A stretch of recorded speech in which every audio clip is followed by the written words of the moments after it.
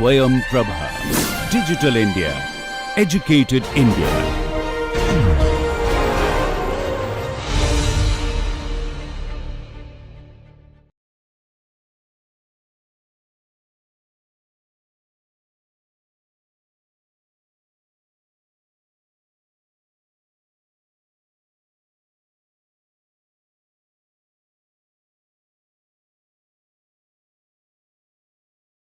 Today we will be discussing cost approach in real estate valuation. In this particular lecture, we'll be talking about a particular technique of valuation. In series, we started with the introduction to valuation methods, and then we discussed comparable method, and then we discussed the income approach, and now we will be talking about cost approach in this particular session. This will be part of the course real estate finance and investment strategies. So, starting with the learning objectives. So, by the end of this lecture, we will have understanding of the fundamental principles of the cost approaches to real estate valuation. We will identify situations where the cost approach is most appropriate. We will calculate replacement and reproduction cost for various property types. We will estimate and apply different forms of depreciation. We will determine land values for cost approach applications, and we will apply the cost approach in the Indian real estate context and understand the limitations of the cost approach method. So, we will have introduction to cost approach, land valuation method, cost estimation methods, depreciation analysis, application process and examples, Indian context and its challenges, and the advantages and limitations of this technique. Now, coming to what is cost approach?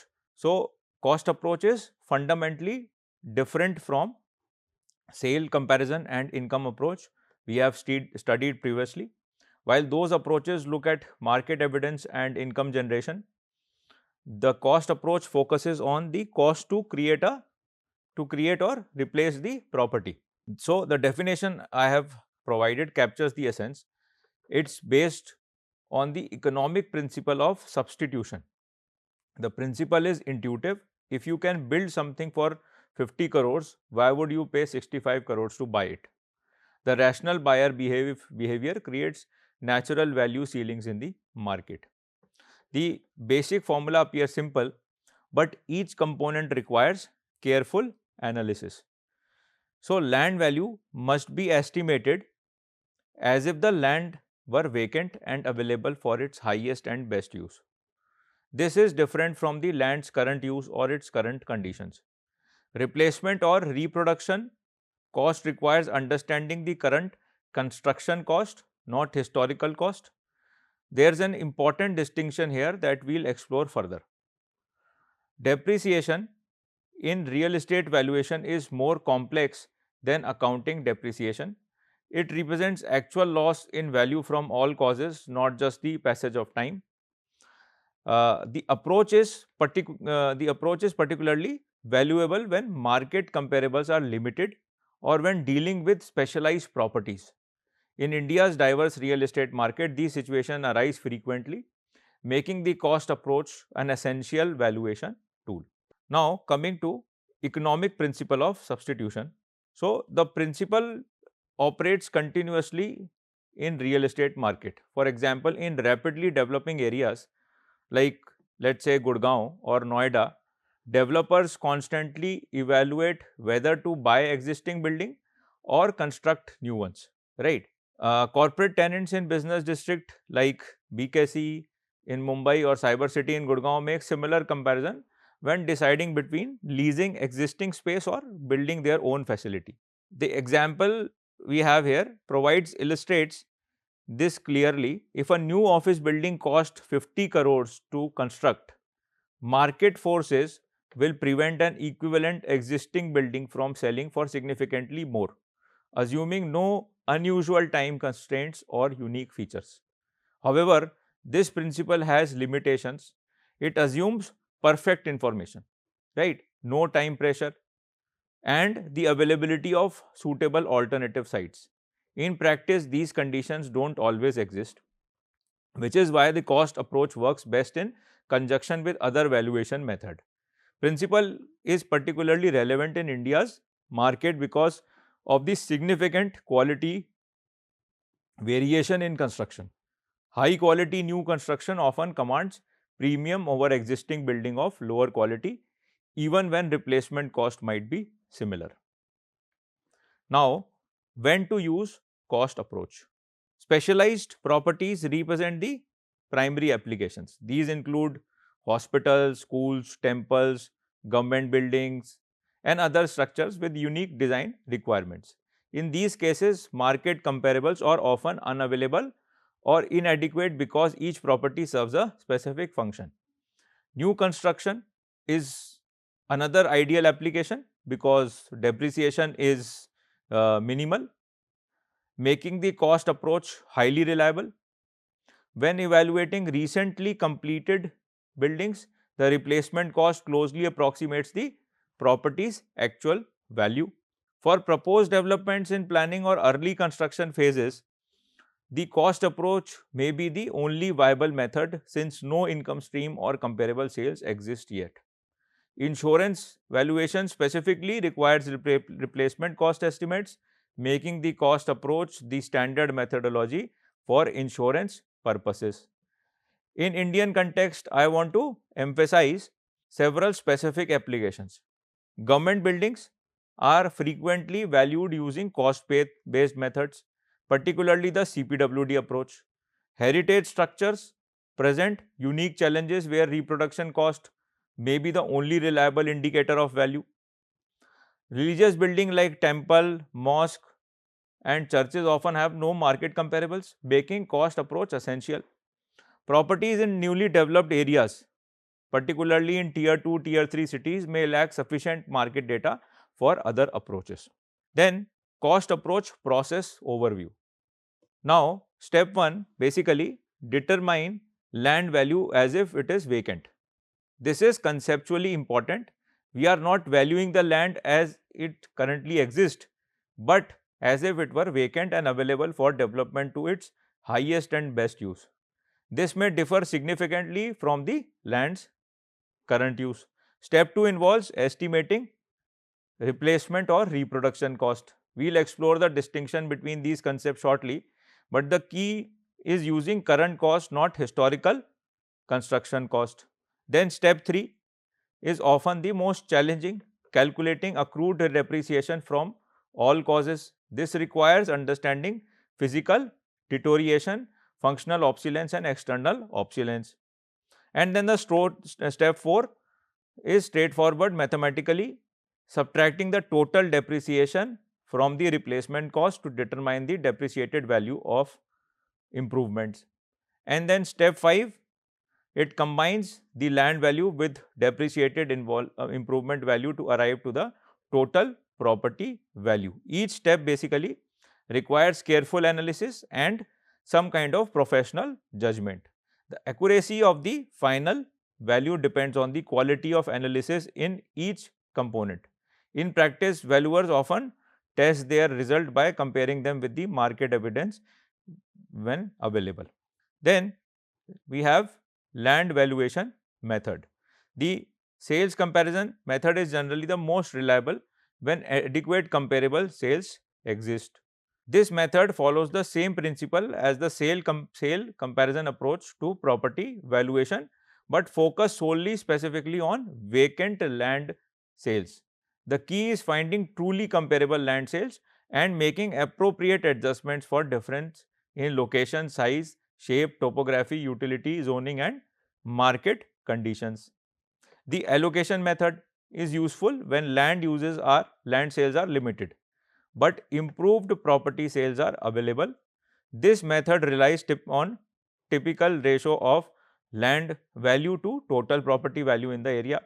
While less precise than direct sale comparison, it provides a reasonable indication when market standards are well established.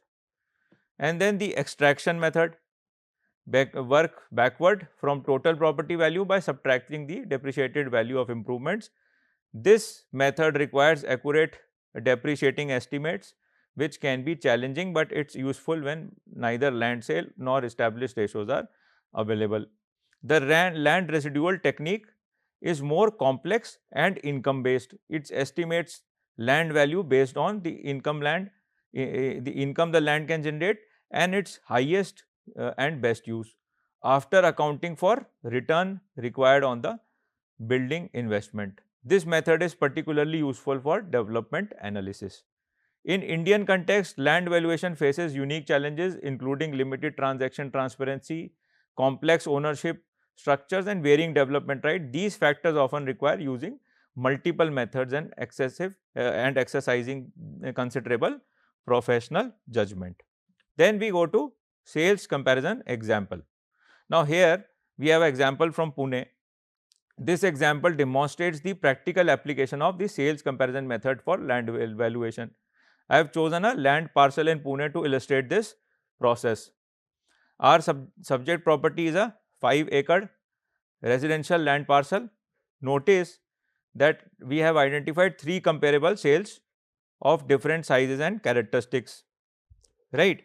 So, comparable one is smaller at 4.5, right, 4.5 acres, but has superior location which typically commands a premium. Then we have estimated a 10% premium for this. Comparable 2 is larger, 6 acres, but has inferior access which negatively impacts value. The negative adjustment of 5% is done. And then comparable 3 is smaller size and irregular in shape. So, it reduces value and may limit the development option or reduce efficiency. So, basically again we have made a negative adjustment. So, the adjustment process is critical for comparable 1 divided by 1.10 to remove the location premium and estimate what this property would have sold for with the average location. For comparable 2 and 3, we will multiply by the adjusted factor to estimate their value with improved characteristics. So, after doing all this, we will after we have done all this, the final land value we can get, which is this figure for the 5-acre subject property, provide the foundation for our cost approach analysis. Then we move to FSI, FAR impact on land value. So, here floor space index or floor area ratio is a critical factor in Indian land valuation that often does not exist in international markets for the same extent. Understanding FSI, FAR is essential for accurate land valuation. So, FSI determine how much built up area can be constructed on a given plot of land. This directly impacts the land development potential and therefore its value. Now, we have one example here with this plot Mumbai land, which is of 10,000 square feet, right. FSI of 1.5, permissible construction is of permissible construction therefore will be 15,000 square feet. We will multiply 10,000 with that number of FSI. So, our market at the market rate of 8,000 per square feet, the land value will become 12 crores, right. So, that is this concept is particularly important in cities like Mumbai, where FSI varies significantly across different zones, plot along transit corridors. So, in practice, valuers must carefully research the applicable FSI for the subject property and ensure that comparable land sales have similar development rights. Then we move to cost estimation methods. So, once we have established land values, the next step is estimating the cost to construct the improvements. We have 4 primary methods, each with different level of detail and accuracy. So, we have comparative unit method. So, comparative unit method is the most commonly used because of the its fast pace, how quickly we can do it. It relies on cost per square feet or square meter data from recent comparable projects. The key is ensuring the comparable areas are truly similar in quality, design and construction type. These methods work well for standard construction types, but must be less accurate for unique or specialized buildings. Then we have unit in place method. So, provides more detail by calculating cost for each major building component separately. This method is more time consuming, but offers better accuracy for complex building with varying component quality. So it's particularly useful when the subject property has some high quality components and other than that, others that are more basic. Then we have the third method, which is quantity survey methods.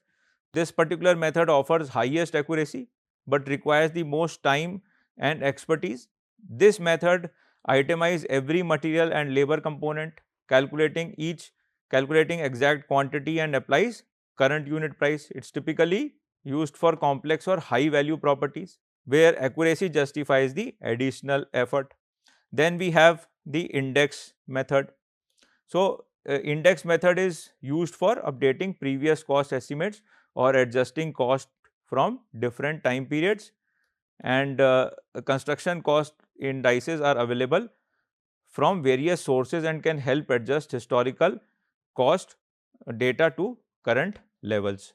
So, in practice, valuers often use a combination of these methods. For example, you might use the comparative unit method for the basic structure and unit in place for specialized component like high-end finishes or complex mechanical systems, and that is how the cost can be arrived at. Then we have comparative unit method example. So, here we have a building area, office building in Gurgaon, which has a building area of 50,000 square feet. We have construction cost of 5,000 per square feet. Then cost component are listed, are essential to consider. So, direct construction cost typically represent 75 to 80% of total development cost. Architectural and engineering fees usually range from 5 to 10% of construction cost. Permits and approval can vary significantly depending on the location and project complexity. Developers overhead and profit is a real cost that must be included in replacement cost estimates. So, this typically range from 7 to 15% depending on project risk and market condition. Then we have contingency account for unforeseen cost, and typical ranges from 5 to 10%. So, percentage should reflect project complexity and market volatility. So, when using comparative unit data, ensure we understand exactly what costs are included in source data to avoid double counting or omitting important cost components. Then we move to unit in place methods. So, we have unit in place method example. So, in this 10,000 square feet commercial building, right, notice how costs vary significantly between components. You can see here the foundation at 500 square feet reflects the relatively lower cost of basic structure, while in interior finishes at the 1100 per square feet is reflecting the higher cost of visible finished surface. The structure frame of 1200 per square feet represent the largest single cost component in commercial construction. This include your column, beam, slabs and the structural system that supports the building. Then we have mechanical system, electrical system. So, all these different costs are then taken into consideration. So, the total cost of 5,600 per square feet provides a more detailed basis for the cost estimate than a simple comparative unit approach. This method is particularly valuable when the subject property has unique features or when component quality varies significantly. So, this approach allows for better depreciation analysis. Now, let us see the construction cost data sources. So, what data sources we have? So, CPWD, schedule of rates, is perhaps the most widely recognized source in India, right. So, schedule of rates, these rates are updated regularly and provide standardized cost for various type of construction. While primarily designed for government projects, they serve as valuable benchmark for private sector valuation. Then we have state PWD rates offering regional variation and may be more accurate for local condition than CPWD rate. We have National Building Code of India that provide standard and specifications that help ensure cost estimate reflect appropriate quality level. We have private consulting firms like CBRE, JLL, Knight Frank Frank India Publishing, the regular cost reports that often reflect current market conditions more quickly than government sources. So, they can be the ones. These reports typically focus on commercial and high-end residential constructions. And we have regional cost variation in India, which are significant, that we have to keep in mind. Labor cost in metropolitan areas like Mumbai and Delhi are typically higher than in tier 2 cities. And then material cost may vary based on the proximity to manufacturing centers and transportation infrastructure. So, that also we have to take into account. So, these considerations we also have to take into account. Then types of depreciation. So, we have physical deterioration, we have to take into account. We have functional obsolescence, and then we have external obsolescence. We will discuss each of them. So, physical deterioration, we have wear and tear, aging, deferred maintenance. So, building may get old, building is wearing and tearing. Some in Mumbai, there is a lot of redevelopment taking place. Because of this, there are certain buildings which are become too old to to be safe. So, there are government orders to demolish them and construct new buildings. So, physical deterioration we have to take into account. Then we have functional obsolescence. Sometimes you see that deficiencies in design. There can be material or technologically compared to current standards, they are not at the same level. So, this type of depreciation reflect changing market preference and technological advances. Then we have external obsolescence, results from factor outside the property itself, such as your economic changes, neighborhood decline, or adverse environmental factors. So, sometimes this type is generally incurable because the property owner cannot control the external reasons. So, external reasons can also be there, that the whole locality is impacted by it, and not much can be done, but they have to be taken into account. Then physical deterioration, example, this will be a building of 20 years office building. There is a replacement cost of 10 crores, physical life of 60 years is there, effective age is basically around 20 years. So, calculation is straightforward, 20 years divided by 60 years, we have that equals to 3.3 crores. This represents deterioration that has naturally occurred.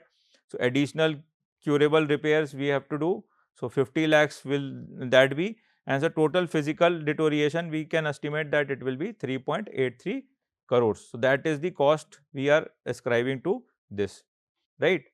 So, it is important to note that the age life method assumes linear depreciation, which may not always reflect reality. Some buildings deteriorate more rapidly in early years, while others may have extended useful life with proper maintenance, and professional judgment is required to adjust for these factors. Then we have functional obsolescence example. So, the example focuses on outdated HVAC system. So, here we have 20 lakh annual excessive operating cost. So, this is there. To convert this annual loss into capital depreciation amount, we capitalize the excess cost using appropriate capitalization rate. The 10% rate reflects the rate of return required by investor for this type of property.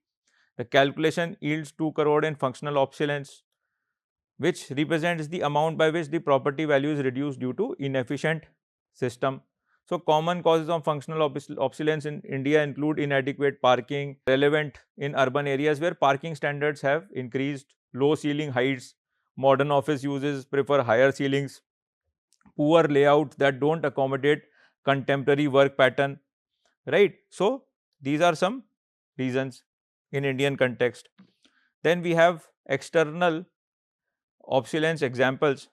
So, here external obsolescence represent value loss due to factor completely outside the property. So, this example involves a retail building affected by reduced foot traffic due to a new bypass road. This often happens that a new infrastructure development has taken place in the area, and many times we see that there are benefits, but many times we also see that there are negatives because of these new infrastructure which have been built up in the in that particular area, and that can also reduce the cost of commercial buildings, that can highly negatively impact the value of certain malls and all that. So, this example involves a retail building affected by a reduced foot traffic due to new bypass road. The 30% there is a decline in foot traffic, which directly impacts the property's income generating potential and therefore its value. The calculation applies this 30% impact to the replacement cost of 5 crores, resulting in 1.5 crore in external obsolescence. This assumes that the reduced foot traffic proportionately affects the building value. Other common causes of external obsolescence in India include neighborhood changes such as shifting commercial district, economic factors like local industrial closure, environmental issues including increased pollution or noise level, and regulatory changes such as new zoning restrictions. So, in rapidly developing Indian cities, external obsolescence can occur when new infrastructures are actively being made. So, for example, when new metro lines or express highway, or I gave you the example of a new flyover, these type of examples are very much they can be seen in almost all the cities in India, and you can understand that from there the external obsolescence is coming up. Then we have methods of measuring depreciation. So, methods of measuring depreciation where we are talking about age life method is the simplest and most commonly used approach. So, in this particular method, depreciation occurs proportionally over the property's economic life. The formula divides effective age by by economic life to determine the depreciation percentage. Effective age differs from chronological age based on property's condition and utility. A well-maintained building might have an effective age less than its chronological age, while a poorly maintained building might have an effective age greater than its chronological age. The market extraction method derives depreciation from actual market sales data. This method analyzes sales of similar properties, deduct the land value to isolate the improvement value, and compare this with replacement cost to determine total depreciation. This method reflects actual market perception of depreciation but requires adequate comparable sales data. The breakdown method calculates each type of depreciation separately and adds them together. This is the most comprehensive approach and provides the most detailed analysis. It is particularly useful for complex properties or when different type of depreciation are significant. Each method has its advantages and limitation. The age life method is quick but may not reflect actual condition. Market extraction reflects market reality but require good comparable data. The breakdown method is comprehensive but time consuming and requires significant expertise. Then we move on to comprehensive cost approach example.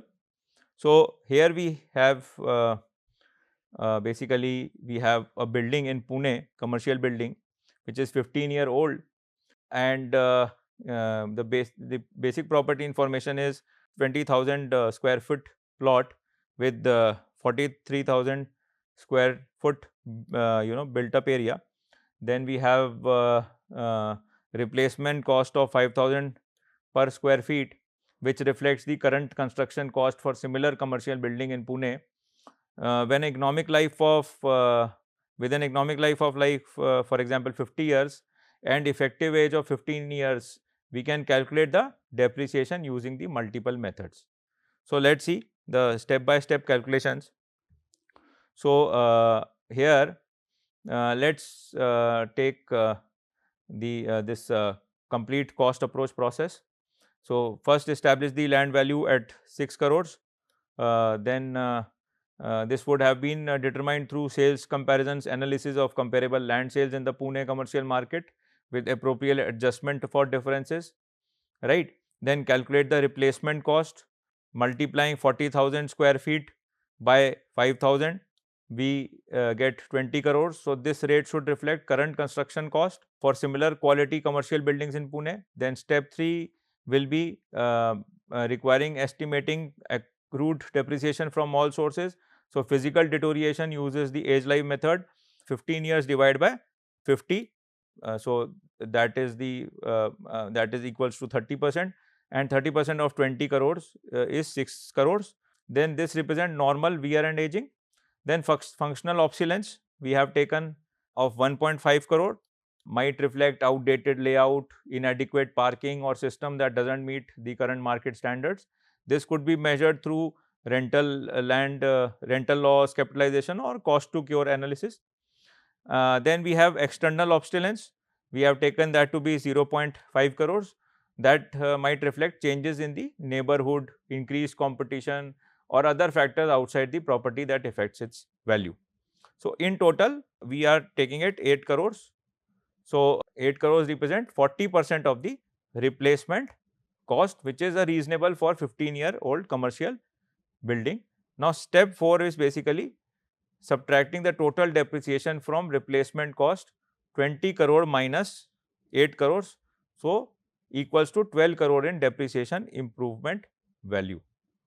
Step 5 adds the land value to the depreciation improvement value. So, 6 crores which we had established earlier plus 12 crores equals to 18 crores. So, this systematic approach ensures all value components are properly considered and calculated. Then moving on to the application to different property types. So, for residential properties, custom homes and luxury villas, we can see that there is a specific direct usage.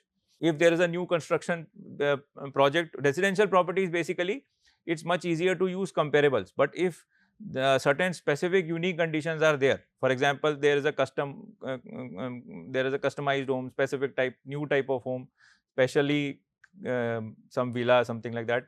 It's a luxury villa, independent house, but it is unique in nature. Then there are no comparables available. So, there we can use this method.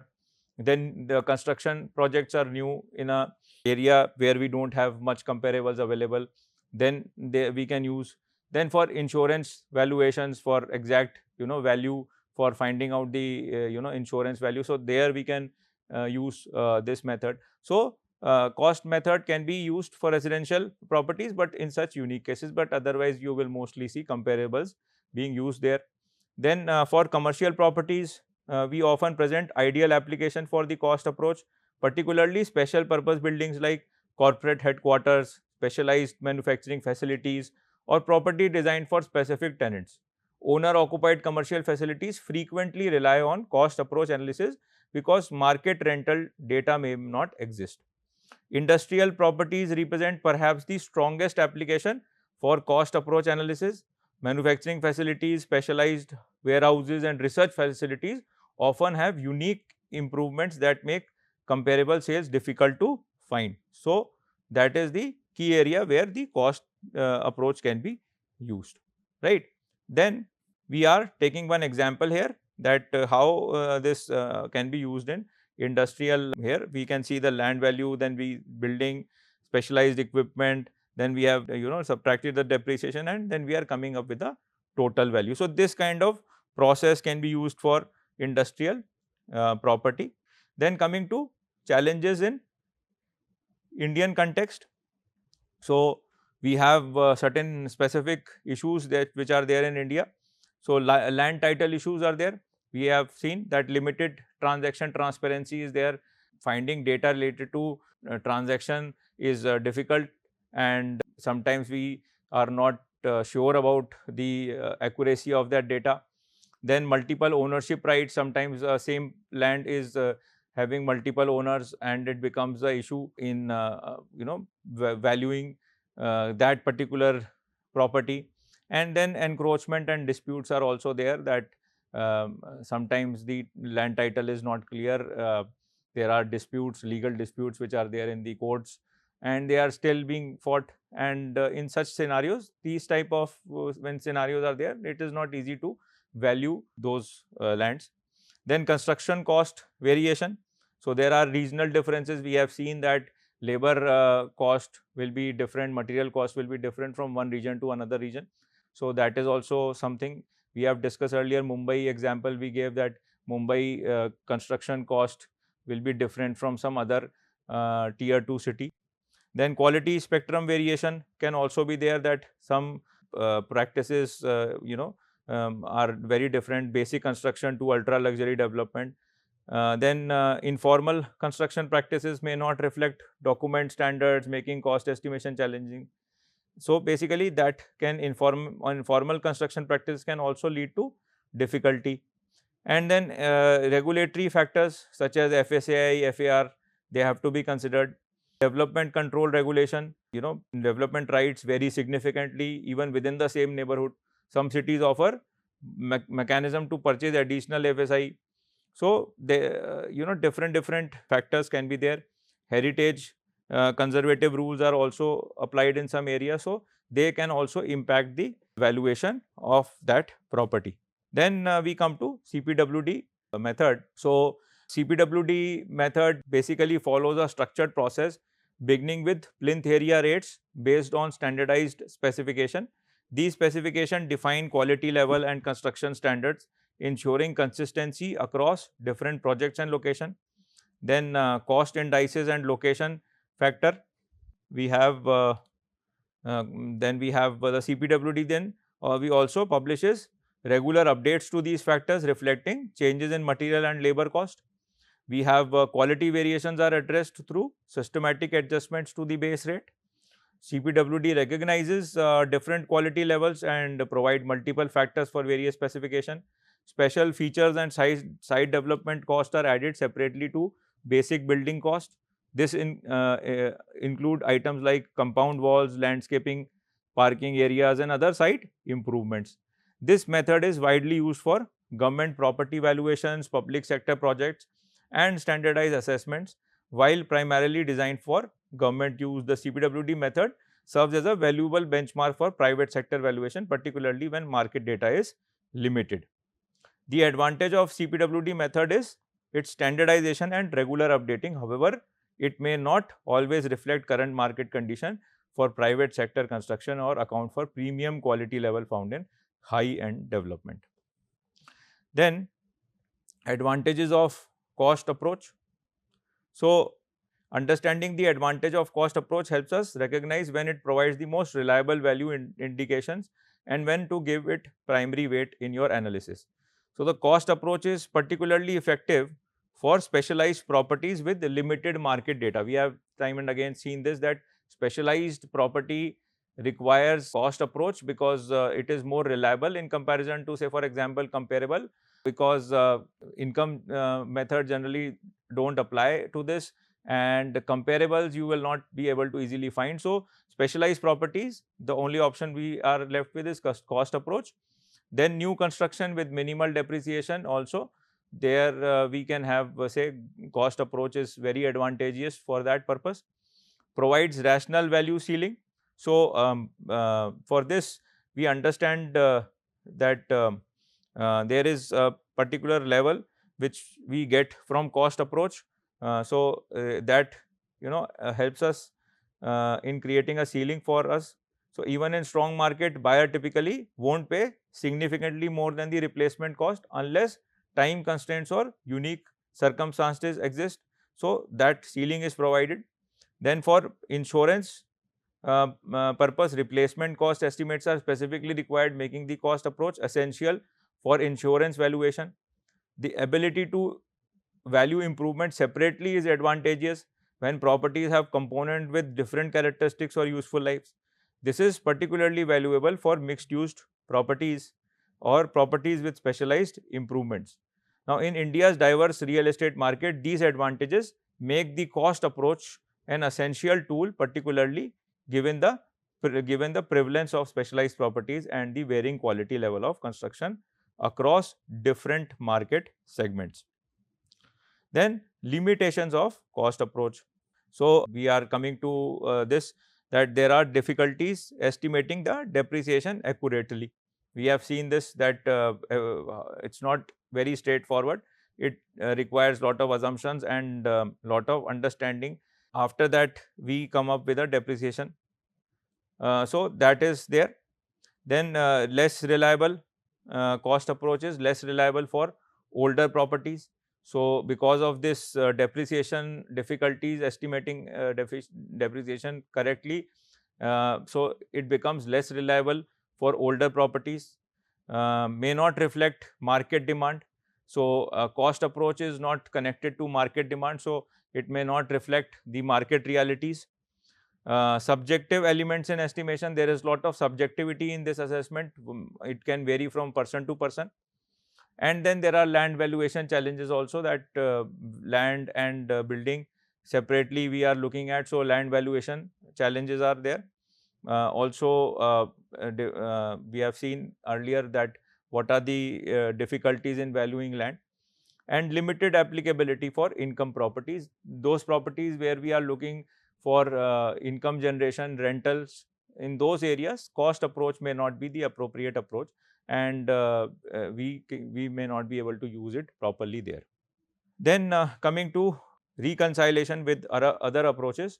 So, the cost approach serves different role depending on the property type and available market data.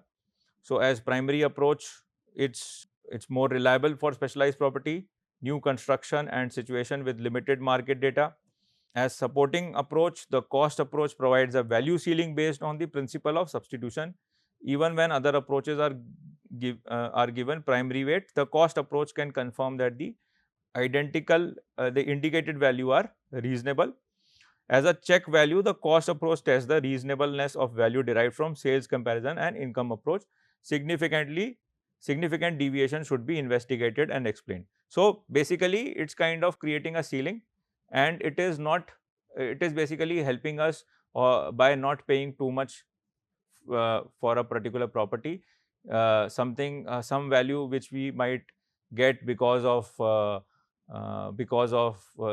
this, say, the comparison approach, or we get from the income approach.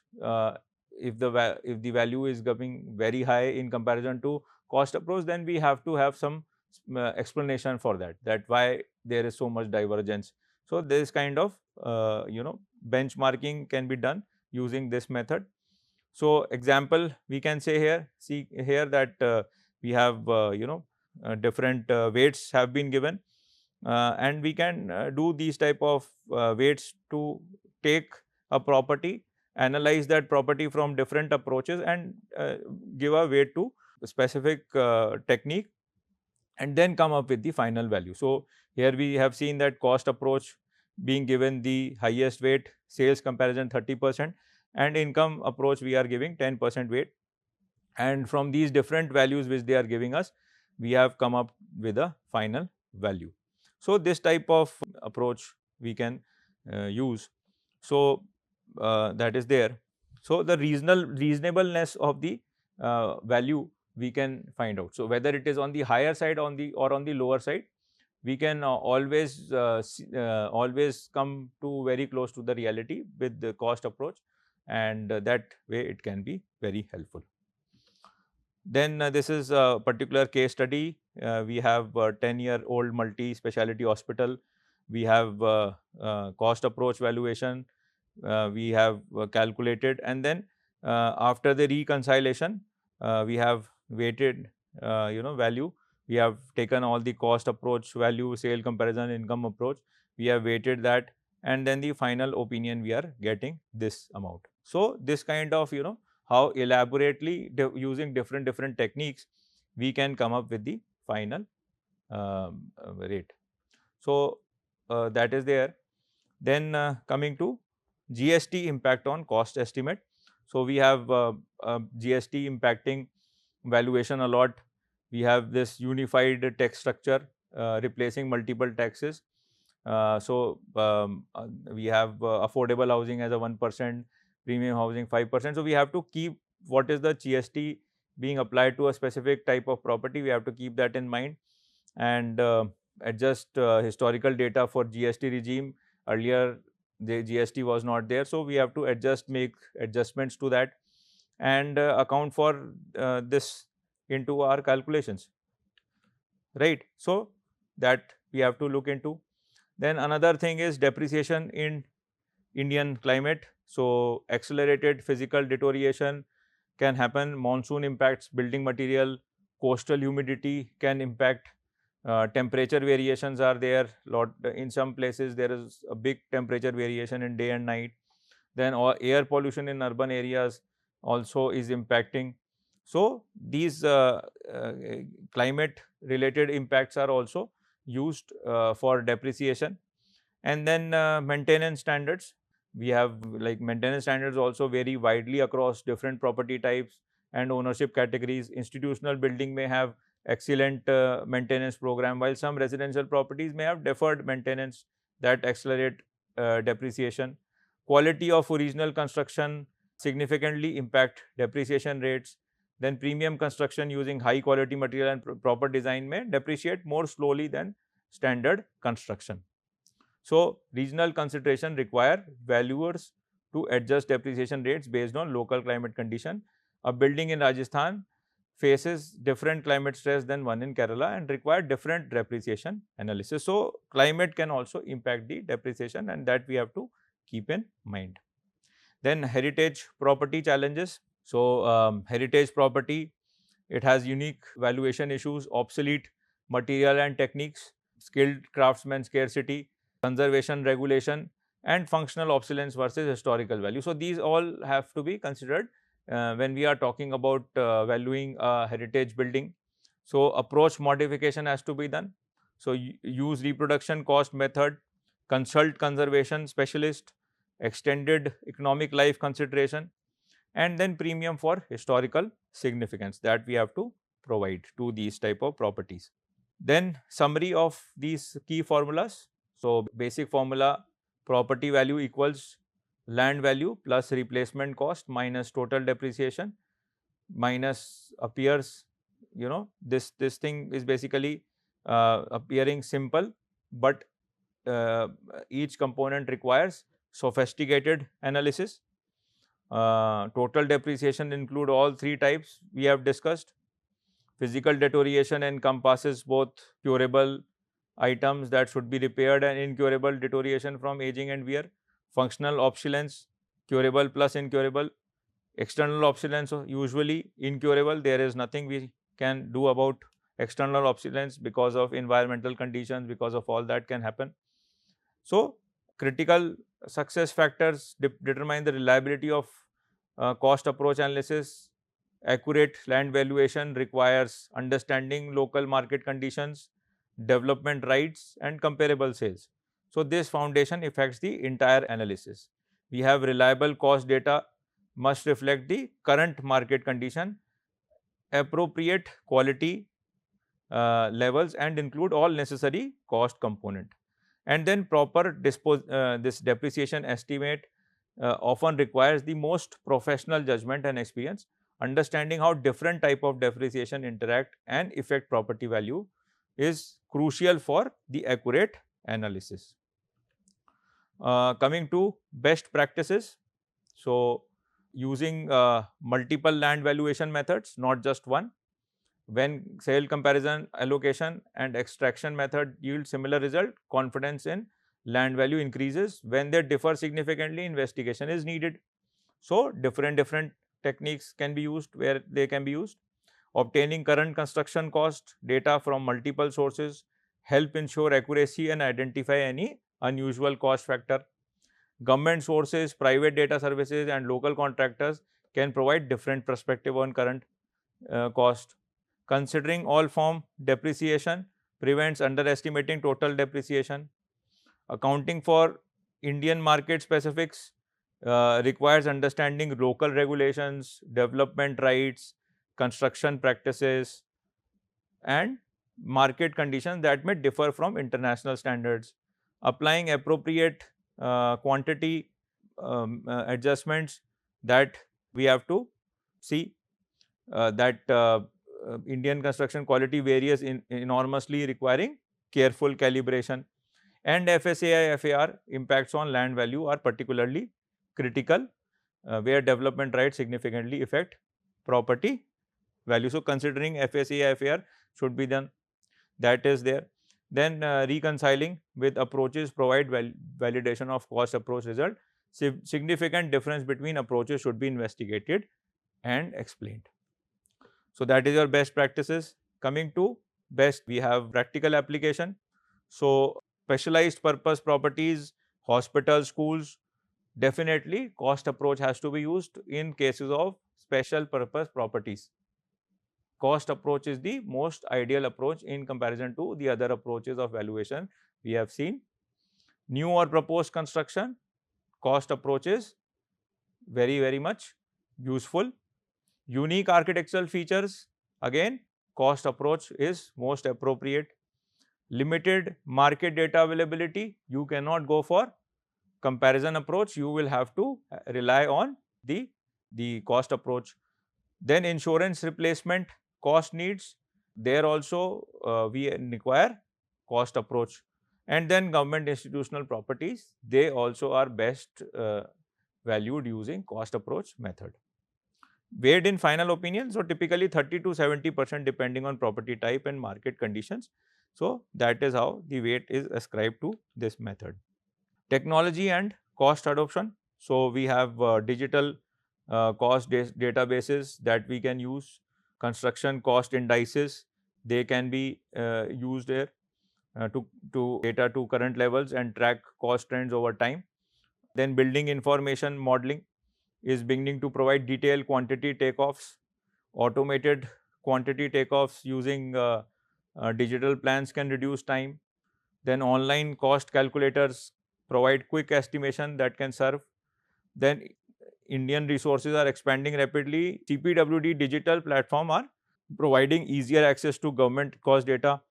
State PWD online rates offer regional variations. Private cost databases are becoming more comprehensive and accessible, and industry mobile applications can provide field access to cost data and calculators. Then coming to future trends. So green building, cost premium reflect growing market demand for environmental sustainability, LEED certification, energy efficient system and sustainable material often command premiums that may also result in value premium.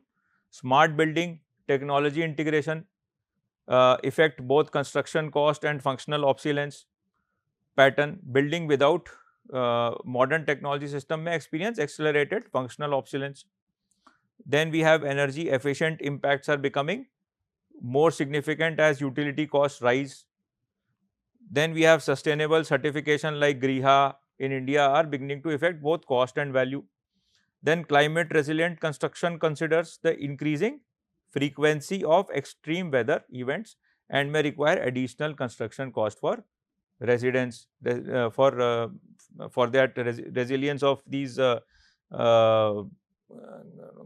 situations.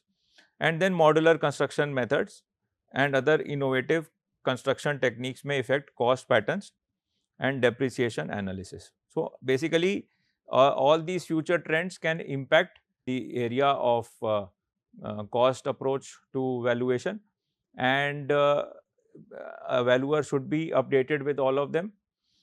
Some would say that sustainability is a buzzword, but it is something which is very real and it is impacting the valuation of the building. So LEED certified building will fetch more value and that has to be addressed in valuation and must be taken into account. So all these future trends, the current trends should be something which must be a valuer must be aware of all of them. Then coming to common errors we need to avoid. So ignoring FSI and FAR differences, that sometimes these errors should not be there, they can be very dangerous, that has to be taken into account. Then inadequate comparable adjustments, as there are inadequate comparable adjustments, we try to go for some comparables that are not exactly useful. So that has to be kept in mind. Not considering highest and best use. We have seen the basic principle of valuation that we have to use highest and best use for a particular land. So that also has to be kept in mind. Then cost estimation using outdated cost data, ignoring quality differences, and excluding indirect cost can be common errors. And depreciation, underestimating the functional obsolescence, that can be dangerous and should not be done.